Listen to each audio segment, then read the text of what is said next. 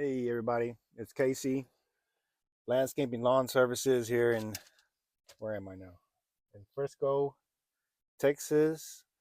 And I was just thinking about doing a video about how we're going to be changing a lot of stuff this year. And I'm going to change a lot of things with my business.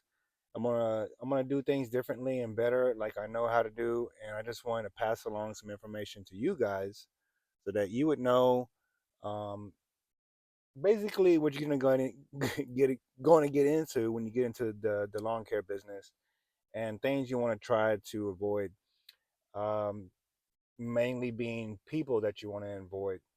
And listen, making money is good, but if you can avoid people that have personality issues, financial issues, whatever the case may be, it's going to save you a lot of headache, a lot of stomach aches, to be honest with you. If you can avoid these things and learn from other people's lessons, then it's going to save you a lot of time and hopefully make you more money. Um, I just wrote down some stuff here, and I'm not any particular order. I'm going to go over the types of customers that I've had in the past with my company here in Texas, North Texas, and you could either agree or not disagree or whatever. But number one that popped up early in my mind was, and I really don't want to say it, but the truth hurts, is elderly people, whether it be just old people, they will wear you out in this lawn care business, and you should steer clear of them. If an elderly person calls you and you don't know they're elderly yet, but you get there and they're just like real old, they're gonna they're just gonna wear you out. They always want a lot of work. They want to pay you a certain way. They'll call you at 6 in the morning. Seriously, guys, they will text you or they will call you. You'll wake up with a message, something like, "Hey, are you coming today?" When they know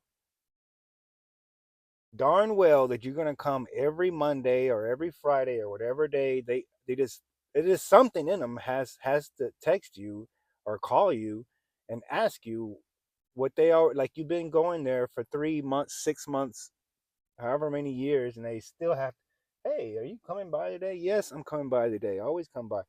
Another thing, elderly people, they always want to pay you by checks or cash. And if that wasn't bad enough, look, I like cash just like everybody else, but if you're gonna put that in a Ziploc bag and hide it underneath the back floor mat or underneath the dog bowl or something like that, I have to spend a lot of time looking for that. And a lot of times those people who leave those checks in cash, they often forget to leave the damn check or the cash. And now you run into a thing to where you're already there. You want to mow it because you won't be back in 2 weeks. A lot of times I'll just get out the truck and I'll look for that check right away. If it's not there, I leave. I typically give all of my customers, my new customers, you get 3 strikes and you're out. If you forget to pay me one time, I'm cool. You do it twice, you got one more chance, and the last chance can be anything. If you have dog poop you don't clean up, whatever. I mean, I'm dropping you. I just can't have you as a customer. Another thing with elderly people, older people, is they tend to have older properties. You know what I mean? Like they have older, mature trees that usually are not kept up with. They're not pruned. They're not tidy. Same thing with the bushes. They're overgrown next to the windows. It can lead to a lot of situations where it makes it hard to take care of the property because either they refuse to trim their trees or they just like their trees the way they are. They've lived there so long that they don't want to touch anything, but yet they want you to come and mow the grass how they want. Okay, another thing that I've noticed about older people, elderly people, is that they don't hardly ever leave you a review. They never leave you a review on Google. And I don't even know if it's because they don't have an email account or they are not tech savvy or whatever, but trying to get them to leave a review for you, even after you've done a really big project, is like pulling teeth. They just won't do it. They just will not leave you a review.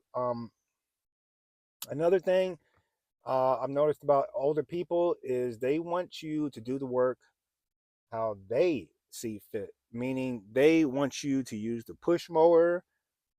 They don't want you to use your rider or your stander. And this is the way I am, guys. If I'm doing the work, I'm going to use my equipment, and I'm going to use whatever equipment is best. If you have enough room for me to use my Skag, guess what? I'm pulling out the Skag, and I'm not going to use my Honda 21 inch because at the end of the day, I've got 10, 15 places to go to, and I don't have time to do it just like you like because you like seeing lines on the lawn or whatever. Anyway, we're going to keep going here. I've kind of ragged on the older people, but they're not the only ones. Um, the next thing I'm going to go into is, and I don't want to hurt anybody's feelings, but is renters. And I'll tell you, you renters don't care about your property as much as the people who own your property. And there, of course, is there's exceptions. There's some people who really care. I mean, I've seen some renters who really take care of their lawn more than the people who own the dang place. But for the most part, about 75% of renters, they don't pick up the poop. Their kids' toys are laying everywhere. I've even went to some places and they have beer cans and I don't pick them up, and then they send me a text message like, "Why didn't you pick up the trash?" And I'm like, I'm not here to pick up your Coors Light cans and all that stuff. That's if you want that type of stuff, you've got the wrong person. We don't pick up trash. We pick up grass. We mulch grass. We don't even pick it up. We don't bag. Uh, the next thing is worse than dog poop is the big giant killer dog that's barking at you through the window. I don't know if you guys ever seen or been to a house where you think the damn dog is gonna bust through the window, the storm door or something, because he's just scratching and barking and just huge pit bull or whatever it is. This dog, these people, if the poop wasn't a big enough problem, you got the dog ready to bust through the window and kill you. It seems like it's kind of crazy. So I even though it's not a big chance of that happening, I just don't feel comfortable with the big dog barking at me the entire time that I'm there. Whether he's locked up in the house, barking at the window on a chain, no. I've got too much to take care of to be risking my life getting bit and all that. All right, customers who won't share the gate code. This is a real pain in the ass. They work from home usually, and they want to come out when they see you pull up, and they want to go unlock it for you from the inside. They won't leave you a key. They won't give you the padlock code. Do yourself a cut. Do yourself. Give yourself a break and just skip these people, okay? Because they're here's what's gonna happen. They're gonna be too busy on a Zoom call or in a meeting. I love when they say that I'm in a meeting. They say I'm in a meeting. I can't come out and lock the door, unlock it. So you spend time. You're done mowing the front. You need to go in the back, but they're still in a meeting. They don't unlock it. They don't want to give you the key or the code. You need to move on. You really need to move on from those customers. People who want the grass bagged, we only do mulch. We only bag leaves, and if they want it, we just tell them straight up. Uh, Customers whose lawn has to be mowed on a certain date, certain day of the week, or a certain time of the day because they have a newborn baby or because they're only home at a certain time and they don't want you to mow it while they're not home. Drop those customers. They'll just wear you out. The customer who wants to pay by Venmo, Zelle, or some cash app that you don't have, we use one app, and if they don't have that, then they have to pay cash or they have to pay the invoice that we send them. We listen. We don't take payments from every app that's out there. Okay, we just don't. Um, they call. They only call you when they want service.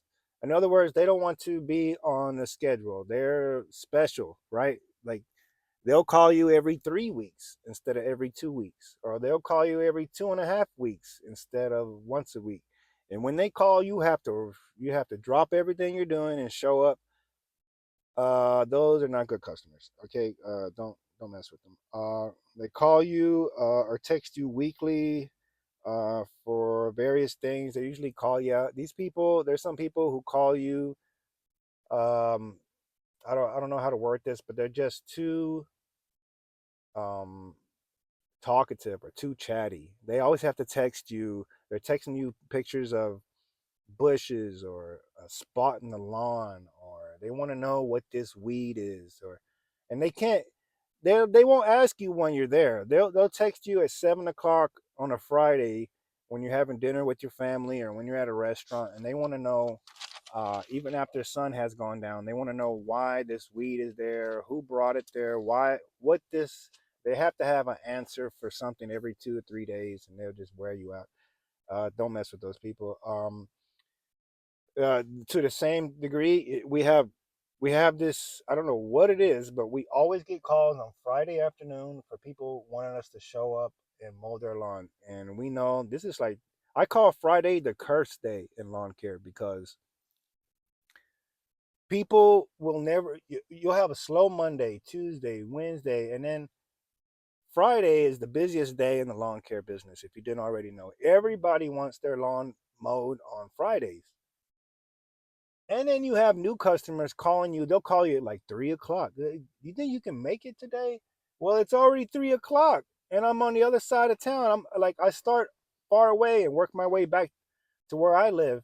And now you want me to go way back when I was over there at 9 o'clock this morning? No. And then you say, how about we set you up for Monday or next week? And they of course, no. They just have to have, these are microwave people. They have to have whatever they want. They have to have it right then. And it's usually Friday. I don't know why, if it's just me and my company, but this is how they do me here. The other thing, they want you, oh, yeah. I've ran into this a couple times. There'll be a customer who wants us to only mow the front or only wants us to mow the back. They've got another person, or either they do it themselves and they only want you to do one of the other places, and it just gets so squirmy and it gets weird after a while. You're just like, man, why don't we just let us mow everything?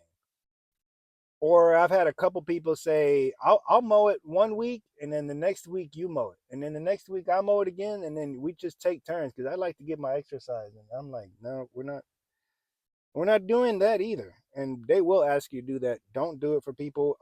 Another thing is people who have weeds that are tall as your waist or taller than your knees. Don't do those places. They wait. Those type of people wait till it gets real ugly, and then they have to have it done in the 12-hour, 24-hour span, just because they have all of a sudden it's important. It wasn't important when it was 8 inches tall or 10 inches tall, but now that it's 24 inches tall, it's really important, and you got to show up like when can you hurry up and mow it down so I can let it grow another 3 feet again, and then you can, and then I'll call you again to come brush and come cut it. No, don't show up for those people. If you go over to a house and you pull up and the weeds are that tall and you can see it from the truck, keep driving. Don't even stop.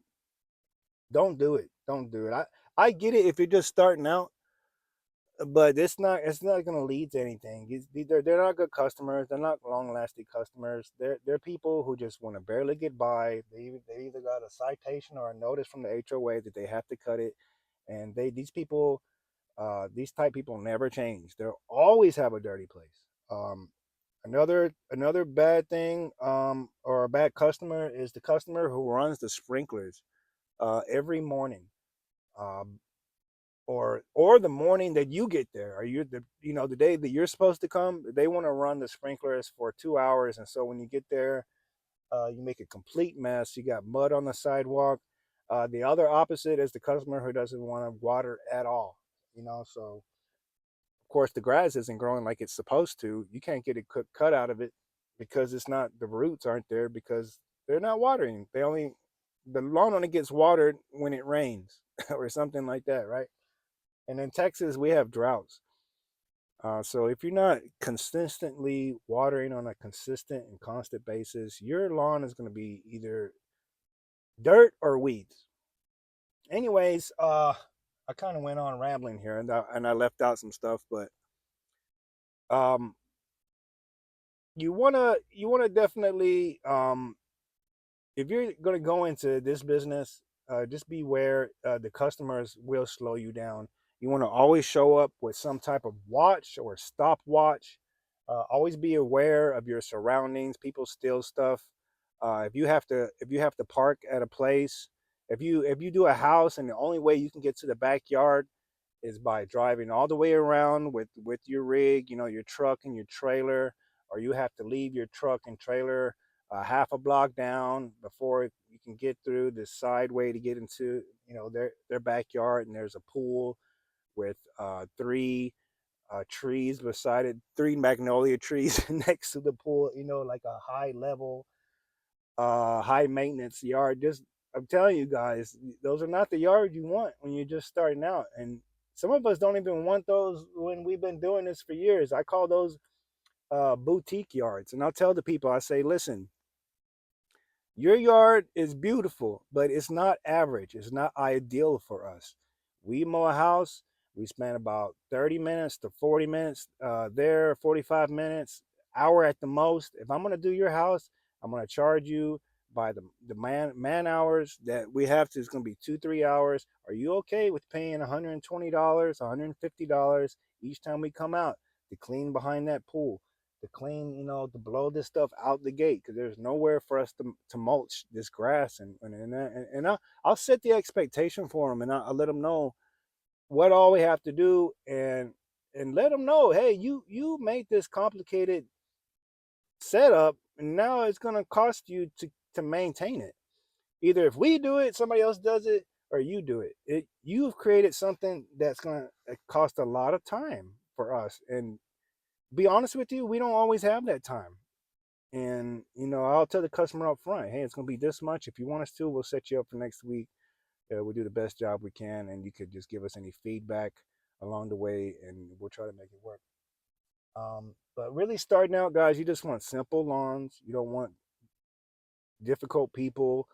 um, you have to know how to talk to people, and you have to be able to communicate nicely. At the same time, you have to be assertive and not be rude. Watch your language. Don't curse. If somebody says something rude to you, I've had people tell us, well, why are you charging so much? It's not rocket science. And I'm like, hey, you don't have to be rude. You don't have to insult me. And they say, well, you're insulting me with your price. Guys, just walk away.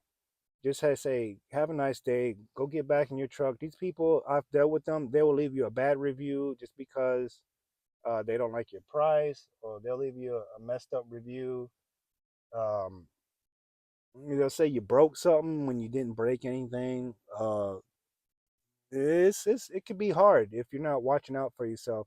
So those are a few things. Like I said, I probably left out some things, but those will help you to start off and avoid some of the stuff that I wish I had knew in the beginning. Anyway, guys, get out there, make all the money you can, give it all you got. Remember, if you're not gonna go for it, somebody else will. There's enough lawns for us all to make a good living. There's enough business for us all.